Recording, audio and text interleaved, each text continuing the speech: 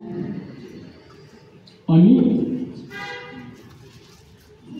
Cultural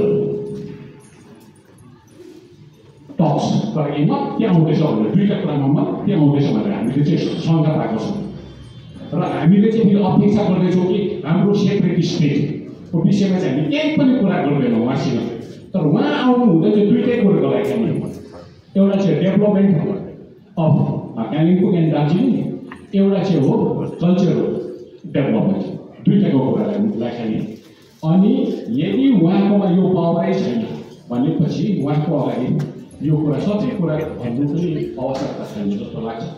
त्यसै कारणले गर्दाखेरि हामीले दार्जिलिङमा एउटा र्याली गर्ने एउटा निर्णय लिएको छौँ। अनि त्यो र्याली चाहिँ हाम्रो युवाहरूसँग हजुरहरूसँग बसेर गर्ने।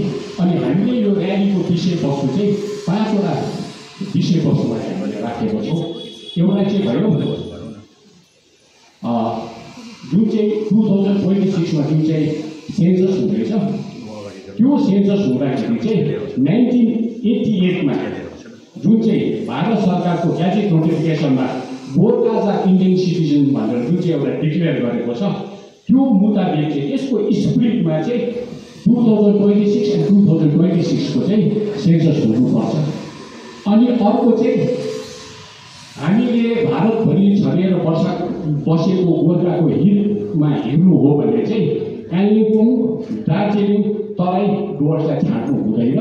र यो दार्जिलिङ, कालिम्पोङ, तराई डुवर्स चाहिँ पहिला चाहिँ एउटै डिलिमिटेसन्स एउटै कन्स्टिट्युन्सीमा थियो। तर भारत सरकारले, बङ्गाल सरकारले मिलेर हाम्रो दाजुभाइलाई, तपाईँ र मलाई चाहिँ छुट्याइदियो र डुवर्स, तराई डुवर्स चाहिँ अलग्गै बनाइदियो, दार्जिलिङलाई चाहिँ इस्लामपुर र चोपरासँग जोडाइदियो। र इस्लामपुर चोपरासँग हाम्रो संस्कृति मिल्दैन, भाषा मिल्दैन, रहनसहन केही मिल्दैन। नमिल्दा मिल्दै पनि चाहिँ हामीलाई चाहिँ उहाँहरूसँग चाहिँ जोडाइदियो।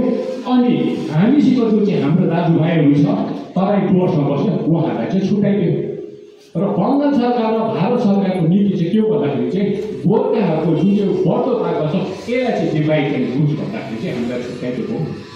र यसरी चाहिँ छुट्टिनु नपरोस् भनेर चाहिँ हामीले एउटा माग गरेको छौँ कि आउँदो डिलिमिटेसन्समा चाहिँ हामीलाई चाहिँ डुवर्स, तराई अनि कालचिनी चाहिँ हाम्रो कन्स्टिट्युसनलाई चाहिन्छ।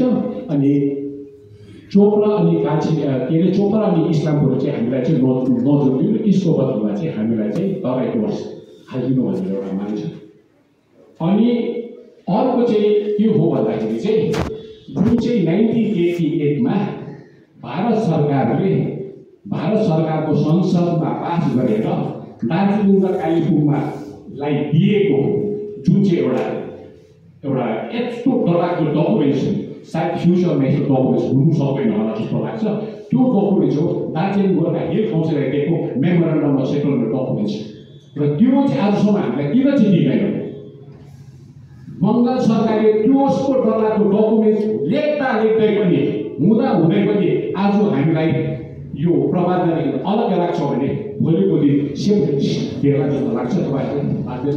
किनभने त्यो मेमोरेन्डम सेटलमेन्टमा 3जना प्रमुख स्टेक होल्डर, गभर्मेन्ट अफ इन्डियाको बिहाफमा मिनिस्टर होम मिनिस्टरले साइन गरेको, अनि होम मिनिस्टरको सेक्रेटरीले साइन गरेको, बङ्गालको चिफ मिनिस्टर ज्योति बासुले, अनि बङ्गालको चिफ सेक्रेटरीले साइन गरेको, अनि सुभाष घिमिरेले साइन गरेको। त्यस्तो डरलाग्दो मेमोरेन्डम सेटलमेन्ट हुँदै पनि, त्यहाँ लेखेको कुरा हुँदै पनि आज हामीलाई दिँदैन।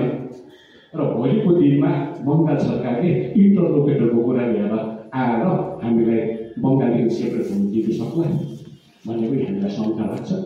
अनि अर्को कुरो चाहिँ के हो भन्दाखेरि अहिले अन्डर करेन्ट जुन चाहिँ चलिरहेको छ, त्यो चाहिँ के हो भन्दाखेरि चाहिँ जति पनि नेपाल र इन्डियामा बोर्डर्सहरूमा जुन चाहिँ एउटा तनाउ चलिरहेको छ, तिमीहरू चाहिँ नेपालको होइन भन्ने जुन चाहिँ एउटा अन्डर करेन्ट चलिरहेको छ, त्यो हो भने हिजो अस्ति पनि एउटा जलपाइगुडीबाट एउटा टिएमसीको नेताले डुवर्समा बस्ने गोर्खाहरू अनि हाम्रो कालिम्पोङ पहाडमा बस्ने गोर्खाहरूमाथि ठुलो प्रश्न चिन्ह राख्यो। त्यो प्रश्न चिन्ह राख्छ भने चाहिँ तपाईँको 1950 piece and friendship treaty between India and Nepal जुन चाहिँ भएको छ त्यो चाहिँ के हो? यसको महत्त्व छैन। यसको विषयमा पनि हामीले एउटा राय राखेका छौँ। अनि यो सब्जेक्ट म्याटरमा चाहिँ हामीले के गरेका छौँ भने दार्जिलिङमा चाहिँ जुन चाहिँ इन्डो नेपाल फ्रेन्डसिप ट्रिटी छ यो एकदमै महत्त्वपूर्ण छ। भोलिको दिनमा यो ठुलो रूप लिएर जान्छ। आजको दिनमा आज हामी जागेरौँ अनि यो विषय वस्तुमा चाहिँ हामी सचेत भएनौँ भने चाहिँ भोलिको दिनमा हामीले दुःख पाउँछौँ। र यस कारणले गर्दा यसको जिम्मा चाहिँ हाम्रो जीवन भण्डारीज्यूले हामी लिएका छौँ र जीवन भण्डारीज्यूले अहिले विशिष्ट रूपले भन्दैछ। अनि इन्टरलोकेटरको विषयमा चाहिँ हाम्रो बिपी छेत्रीज्यू उहाँ सिनियर मोस्ट हाम्रो मेम्बर्सहरू पनि हुनुहुन्छ अनि उहाँलाई जिम्मा दिएको छौँ।